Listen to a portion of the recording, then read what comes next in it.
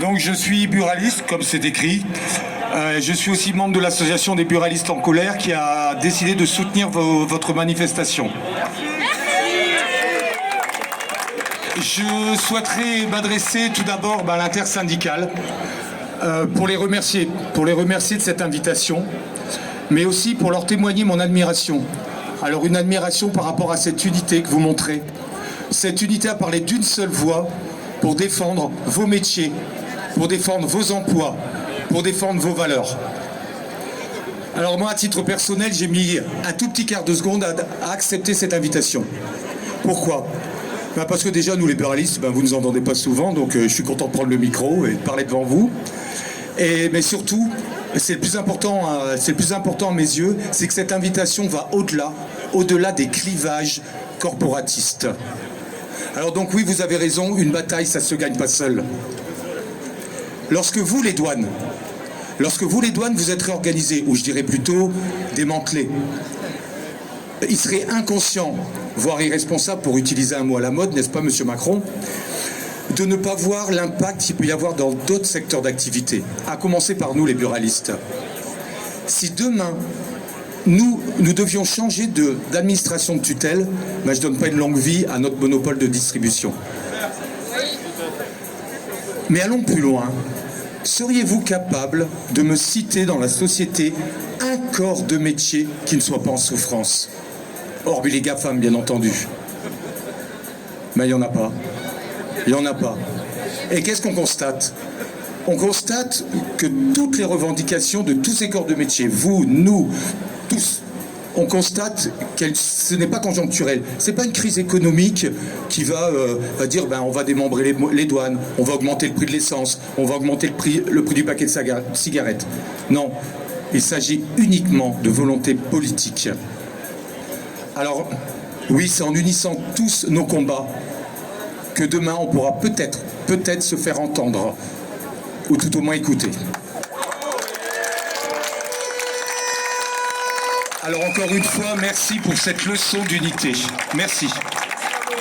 J'aurais aimé dire merci aussi à notre confédération, mais aujourd'hui, c'est par son absence qu'elle brille. Pourtant, notre cher président de confédération, il a toujours eu à cœur de vous inviter, vous, les douanes, dans ses congrès ou ses assemblées générales. Mais voyez-vous, je ne suis pas surpris par cette absence, tant le discours de notre confédération est en décalage avec notre quotidien. Je vais vous raconter une petite anecdote croustillante. Notre confédération a un mensuel qui s'appelle le Losange. Et il y a à peu près un an et demi, ils ont accordé une interview. Écoutez bien, ils ont accordé une interview au président du comité national anti-tabac. 4 pages. 4 pages.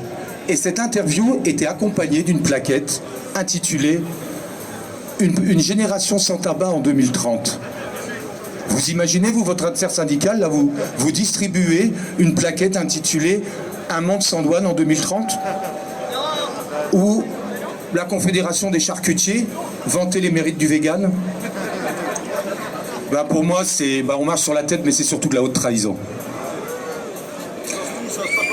Ouais. Alors, à titre personnel encore, moi j'ai qu'une revendication, une seule, c'est la sauvegarde du tabac. Parce que c'est le métier que j'ai choisi et c'est le métier dont je voudrais vivre. Je n'ai pas envie de devenir un tâcheron de l'administration et remplacer au prix élevé les impôts, la Poste, la SNCF ou que sais-je. Non, je n'ai pas envie de ça. Parce que d'un côté, ça remplacera jamais les pertes liées au prix prohibitif, je vais y arriver, au prix prohibitif du tabac, mais surtout ça détruit les services publics et vos emplois.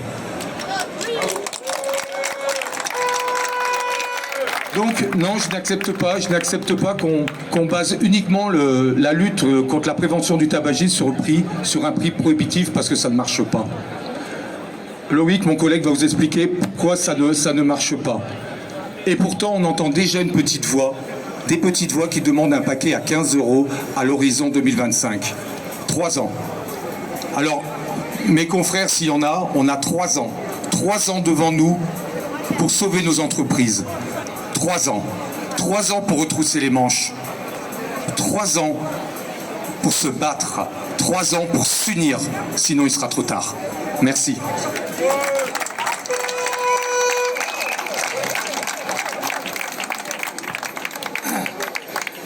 Bonjour tout le monde.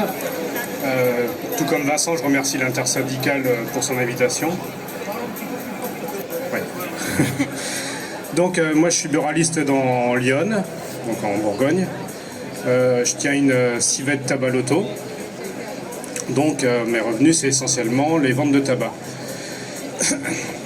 J'ai été adhérent à la Confédération des buralistes pendant pas loin d'une dizaine d'années. Et plus ça allait, moi je me reconnaissais dans le message porté par la Confédération. Je me reconnaissais pas en tant que buraliste. C'est pas évident pour moi, c'est la première fois que je fais un discours devant autant de monde.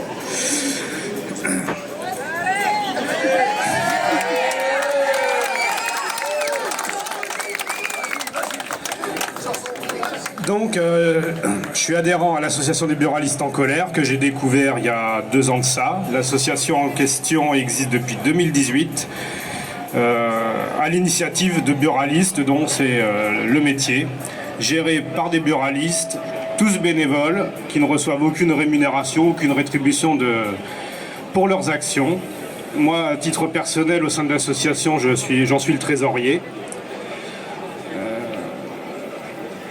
Donc l'association essaie à son petit niveau et avec ses petits moyens de relater les problèmes des buralistes tels qu'ils sont, sans exagération ni sans minimisation.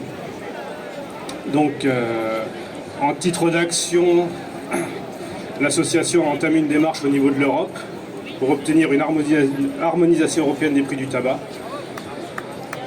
C'est pas gagné, mais on y croit. La démarche en question a été initiée il y a 1 an. Et donc, on attend le retour. C'est pas évident. On connaît les lenteurs de l'administration, notamment au niveau européen. Étant donné que les ventes de tabac et le tabac en général, c'est une question un peu taboue. C'est pas forcément porteur au niveau notamment des médias de grande audience. Donc les problèmes des buralistes, je pense que vous êtes tous plus ou moins sensibilisés. C'est la contrebande, le marché parallèle, la contrefaçon. Je pourrais évoquer Michel, qui est du côté du Pertus, qui voit ses ventes de tabac s'effondrer. Elle est à moins 30%, moins 40% depuis le début de l'année. Ça fait des mois et des mois que ça dure. Elle se pose la question, est-ce qu'elle va pouvoir finir l'année ou pas? Je pourrais vous parler de Claude, qui est vice-président de l'association, qui lui est à la frontière avec Allemagne, Luxembourg et Belgique.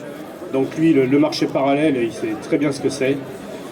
Je pourrais vous parler d'Olivier aussi, qui est membre du bureau de l'association des buralistes en colère, qui est dans les Vosges et pareil, même problème, contrebande, marché parallèle.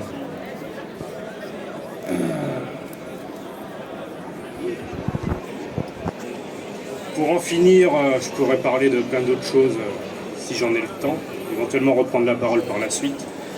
Que ce soit nos problèmes, nos problématiques en tant que buralistes ou les vôtres en tant que douaniers, elles ne pourront se régler que dans l'unité et c'est pas en tirant chèque avec couverture à soi qu'on pourra avancer. Et ce message-là, au niveau de la profession de buraliste, il n'y a aucune mobilisation depuis pas loin d'une dizaine d'années.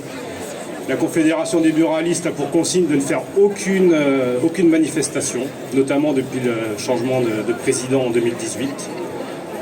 Je tiens d'ailleurs à saluer, à rendre hommage à l'ancien président, M. Monredon, qui est décédé il y a peu de temps, qui lui, au moins, était vindicatif, pugnace, et c'était sous son mandat qu'ont eu lieu les dernières actions au niveau national de la Confédération des buralistes.